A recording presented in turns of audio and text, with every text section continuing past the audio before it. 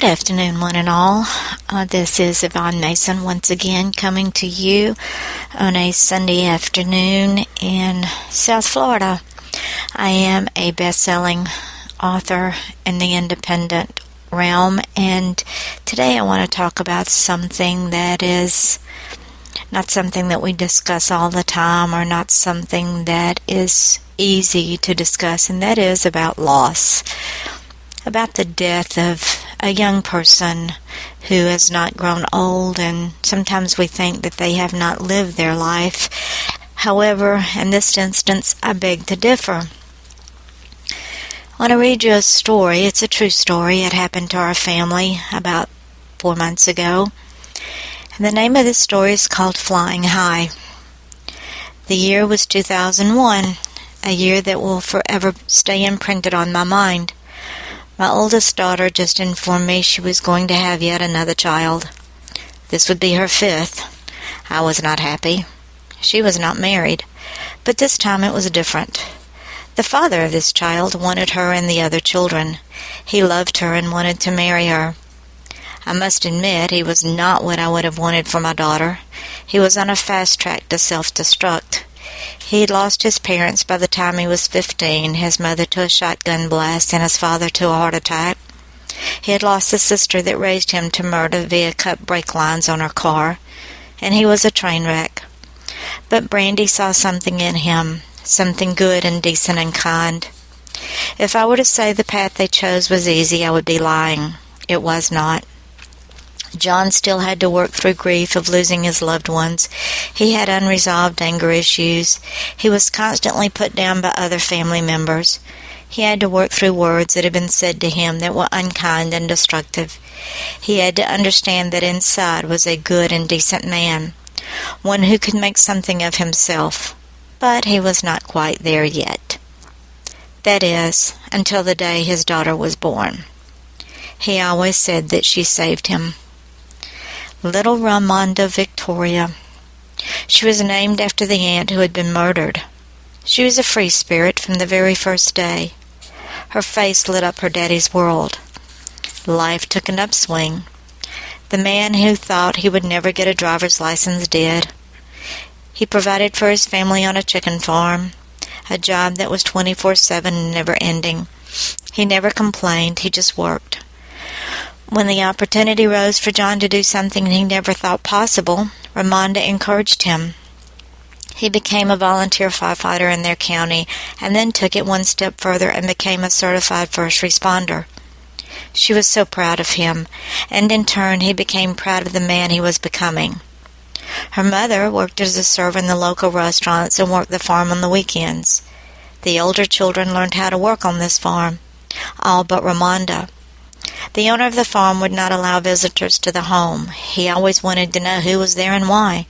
The children were not allowed to have friends over to spend the night. The family could not have get-togethers. Chicken farms are meant to be worked, not for a social life. The pay is poor and the life is backbreaking. When she was 6 weeks old, Remonda was diagnosed with asthma, which in turn created a skin disease. 3, in fact. Remonda had eczema, psoriasis, and dermatitis. These were exacerbated when an asthma attack occurred, which occurred often. She spent so much time at the emergency room that they knew her on a first-name basis. Remonda became proficient in knowing when it was time to take that ride for steroids and oxygen. But she never complained when they drew blood or ran the test. It was just something that had to be done in order for her to live. She became so apt at being in front of doctors she knew when to tell them that the medicines were no longer working. The doctors learned not to question her. They just did as she asked. Her entire life was spent just trying to breathe. When she was little, there would be times she would cry because the itching and burning of the skin would be so bad, and nothing helped. She was given oatmeal baths, sea salt baths, all types of creams and lotions, and still nothing helped. When she was finally tested for allergies, it was discovered that she was highly allergic to everything outside. This reaction brought on the asthma attacks, and this was why she could never work on the chicken farm. The worst part happened when she finally started school. Most children are excited. Remonda was nervous. She was ashamed of the way she looked, and she was afraid of having an attack at school. She had reasons to be nervous. Kids at school sought her out just to bully her. Coaches didn't believe how severe her asthma was and that she was not supposed to participate in anything that required extreme exertion. But they learned quickly after she was transported a couple of times to the ER. But the bullying never stopped. She finally had to be taken out of school and homeschooled. No child should ever suffer the abuse of being bullied. She'd be called names like contagious, lizard skin, and other things that hurt to the core. But this child was beautiful inside and out. She had the thickest head of natural curly hair that matched her dark brown eyes, which glowed with all of her inner beauty. Her face was a light that could brighten the darkest night. Her soul was centuries old as she was wise beyond her years. She drew people to her and she forgave quickly. Even after all she suffered, she still maintained her beautiful spirit. She laughed, she loved life, and she loved family. But she always felt ugly, and the asthma was always the monkey on her back. As she grew older, the meds got stronger, and there were more added. She kept an emergency inhaler with her at all times, used a nebulizer to keep the lungs open. She was on and off steroids. Even the allergy shots she began to take were not helping. Still, she continued to live her life the way she wanted to. Remonda, being from Georgia, became a rabid University of Georgia football fan. One of her greatest loves was teasing her two grandfathers about football. One she called her Tangerine Man because he was a Tennessee fan, and the other she called Bulldog Bait because he was a rabid University of Florida fan. She and her Uncle Stan, who was mentally and physically challenged, loved the world of professional wrestling. When he would visit, they would spend Monday and Saturday nights watching and yelling for their favorite wrestler. After 11 years on the farm, the family was able to purchase their first house after John got a job with a wonderful company with medical benefits and vacations. Remonda could stay at home more instead of her aunt's house. She was away from the feathers, dust, and ammonia that is associated with commercial chicken houses. She was able to breathe with her mom and dad and siblings, and this was a new day for her. She and her sister were able to share a room, secrets and sister things like making duck faces while taking selfies on the phone. It didn't matter that her sister was 4 years older. They were joined at the hip, and life was good. The children could enjoy having friends over to the house for visits. The family could enjoy cookouts with friends and family without asking who was at their house and why. The family was able to take family day trips to the city of Helen in North Georgia, where they could go tubing down the Chattahoochee River, visit the shops, and play miniature golf. They were able to spend holidays with families and friends, leave the house without getting phone calls asking when they would be back. The family was able to purchase a new vehicle, and John was able to fulfill a lifelong dream. He bought his own motorcycle. He got his bike license and never looked back. Remonda loved that bike. She loved being with her daddy when he rode. What could possibly go wrong? Life was good. The family was together. Remonda was growing up into a beautiful young lady. As with all things in life, the only constant is change. The summer of 2015 is when it changed forever. Normal took on a new meaning. Life was running along like a newly wound clock. Remonda's older brother, Cherokee, graduated from high school. The family had gone to visit her great-grandmother for Mother's Day weekend. Weekends were spent at a local swimming hole, trips to the local racetrack, gas station, and convenience store with her mom while singing the song Shower produced her favorite snack slushies and Slim Jims. There were cookouts and sleepovers, motorcycle rides, and lazy afternoons. The highlight came unexpectedly one day during a trip to the local Walmart. Remonda had a favorite country and western singer who also happened to be a local boy from Jackson County, Georgia, where the family lives. She and her mother were standing in line to pay for purchases when Remonda, who was having a very bad skin day, softly whispered to her mother, "Look, BG, Brantley Gilbert, is behind us." Her mother replied, "That is very cool." Brantley Gilbert, who was very gracious, did something that forever changed the Remonda felt about herself. As people in the store realized he was in line, they asked if they could take their picture with him. I have to believe that God had a hand in that event that day. Brantley, ever the Southern gentleman, must have sensed that Remonda needed him in a way that only he could provide. He told the fans that his first photo would be with Remonda as he pointed in her direction. Still, feeling ugly, she would not stand right next to him. She stood a few feet away so she would not contaminate him because her skin was so broken out. Brantley Gilbert reached over and wrapped his arm around her shoulders and drew her into him as a mother bird draws in her chicks. It was as if he was saying to the world, "Look at this beautiful child." The smile on her face probably made the angel shed happy tears. As her mother said, the power could have gone off in Walmart and her smile would have lit up the entire store. My granddaughter never felt ugly from that day forward. Brantley Gilbert gave her a priceless gift far beyond rubies, diamonds, or gold. He showed her she was not only beautiful, but she was amazing. He may never know how much he did in that one moment in time, but she knew, and we knew. No matter of bullying or name-calling or putting her down could ever affect her again. She knew she was beautiful. Father's Day 2015, another beautiful memory. The family took a day trip to Helen, Georgia. They went tubing in the river where Remonda got dumped out and everyone laughed until their sides hurt. She rode behind her dad on the bike and was free as a bird. 2 weeks later, normal changed forever. On Friday, June the 26th, 2015, Remonda went to her allergist to get a shot. Because she did have asthma, she was given a breathing test, which she failed. She did not get her shot, nor was she sent to the ER for treatment. She was sent home. Saturday morning around 5 a.m., her younger brother ran to get her mom and dad, screaming. She was having a full-blown attack, the worst one she'd ever had. This attack caused cardiac arrest.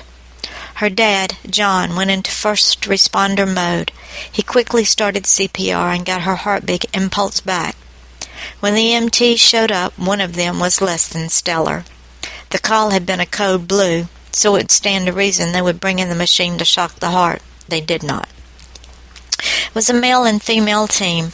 The male knew John and had been through training with him. He knew that John knew what he was doing. The female broke all protocol. The protocol is to assess, ask, and act. The only action she did was to throw John across the room while he was working on the baby. She then realized she had forgotten the equipment she needed, so she wasted even more time to go back out to the ambulance to retrieve it. When she hooked it up to Remonda, the machine said, "Shock is not advised." She already had a heartbeat. She was transported to the local hospital, which is substandard at best and backward at worst. The first thing they did was to pump her stomach, so if she did vomit, it would not aspirate her lungs, because she was unresponsive. The decision was made to transport her to Children's Health Care of Atlanta, also known as Scottish Rite Hospital in Atlanta, Georgia. This is one of the premier children's hospitals in the country. The two hospitals waffled back and forth on whether or not they would send the chopper or the ambulance. It would have been quicker via chopper, as Choa is an hour away. However, due to the heavy rains, they opted for the ambulance. Choa sent their first response team in the ambulance to help with the transport. Once at Scottish Rite, she was put into the intensive care unit. She was still non-responsive. On Monday morning, I got a call. That call forever changed my life. The call came from my daughter, who handed the phone to Remonda's nurse. She explained to me that I needed to come to Atlanta as there was nothing more that could be done. The rock that sat in my stomach remains to this day. After hurriedly packing bags, gassing up the car, and heading to Atlanta, it finally hit me. I was going to lose my granddaughter. In fact, I already had. My son-in-law and daughter had lost their child. Her siblings had lost a sister. She was only 13 years old. She had barely started her life. When I got to Atlanta and to the hospital, and after seeing Remonda, Brandy, my daughter, told me that she and my son-in-law had discussed donating her organs. They didn't know if they could be used, but they wanted to try.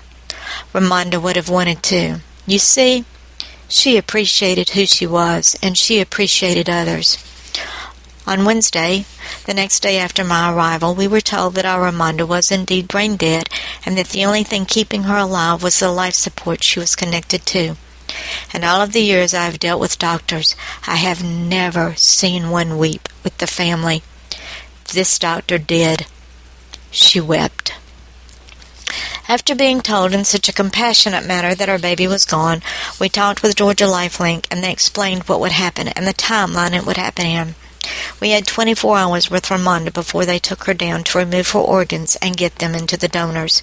It was a 7-hour surgery with medical teams for all of her different organs, plus her corneas. Her nurse from the ICU stayed with her in the operating room until everything was finished. She never left Remonda. Before the surgery, we found out that her heart went into the body of a 12-year-old girl. Immediately we all felt as if we had gained another family member. I felt as if I had gained another grandchild. Her other organs went to 5 other recipients. Her lungs went to research because they were too damaged for donation. While this life-changing experience has given our family a new normal, it has also shown all of us what appreciation and impact has on others as well as ourselves. Remonda was only 13 years old. However, she touched so many lives in her short lifespan. Even in death, she continues to touch lives. She continues to be appreciated, and she continues making dreams come true.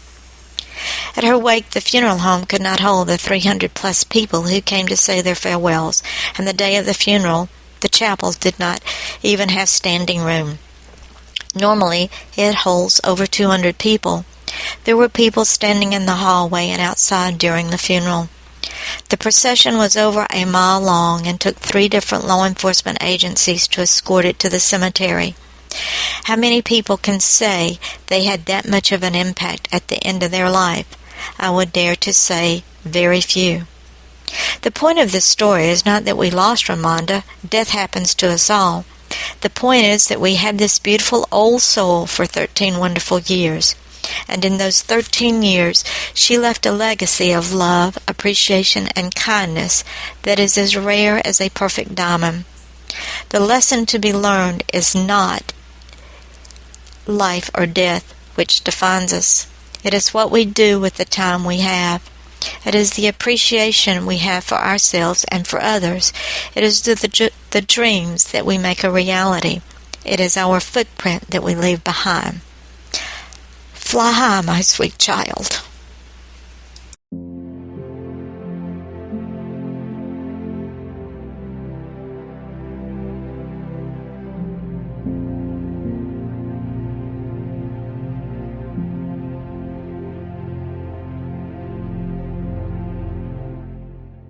Where are you this moment?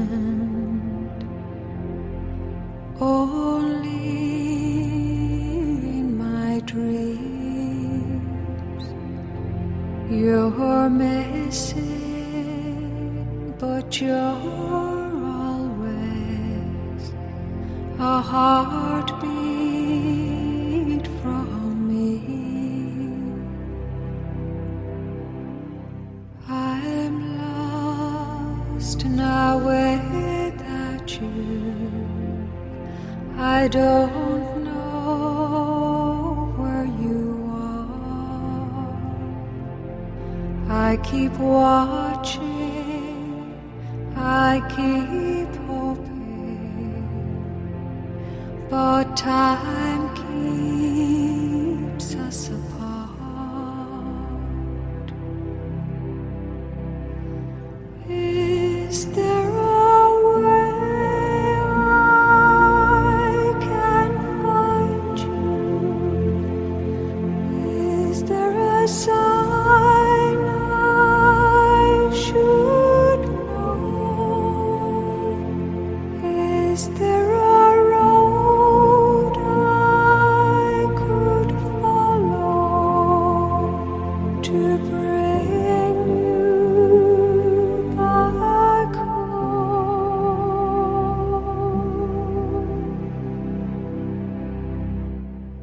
Winter lies before me. Now you're so far away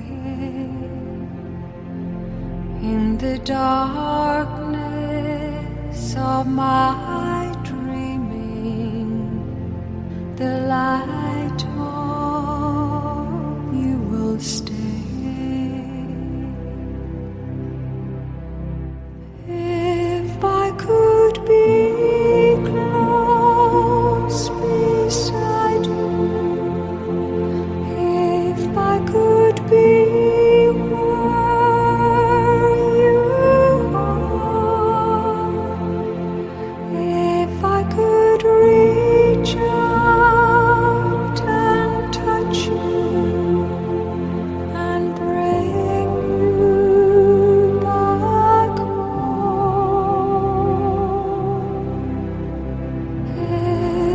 Is there a way I can find you?